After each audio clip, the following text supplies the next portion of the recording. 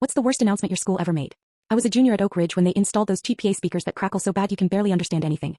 Third period, Mrs. Peterson's history class. We were half asleep watching some Dust Bowl documentary when that horrible feedback noise hit. The kind that makes your teeth hurt. Attention students and faculty.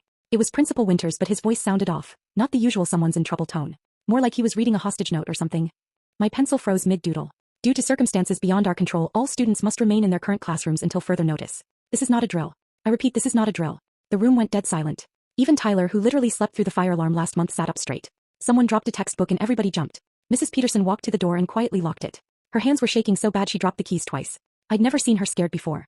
This was the woman who broke up the huge fight during homecoming without blinking. Is this like a shooter thing? Whispered Emma next to me. My stomach dropped to my feet. We'd had those Alice drills before, but this felt different. Way different. The speaker crackled again. Teachers, please check your emails immediately. Do not share the contents with students. Mrs. Peterson grabbed her phone and I swear all the color drained from her face like ghost white. Everyone away from the windows, she whispered. Now enclose the blinds. We huddled against the far wall between the bookshelves.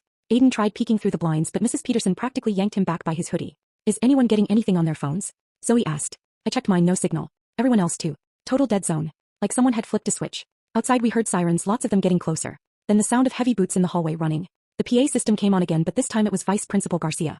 Her voice was shaking too. Teachers, please identify any students who rode bus number 17 this morning and mark them on the Google form that was just shared. Jason raised his hand slowly. That's my bus, he said. His face went pale. What's happening? Mrs. Peterson just stared at him like she was seeing a ghost. She typed something on her laptop and whispered something to Jason I couldn't hear. The announcement continued.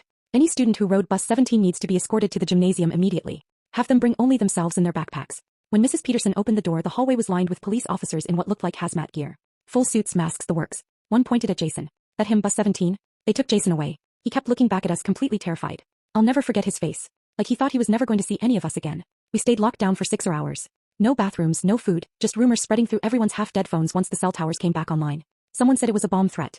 Someone else said chemical attack. Biological weapon. Every horror story you could imagine. Mrs. Peterson wouldn't tell us anything, but I caught her crying when she thought we weren't looking. Turned out the bus driver for Route 17 had found a suspicious package under one of the seats that morning.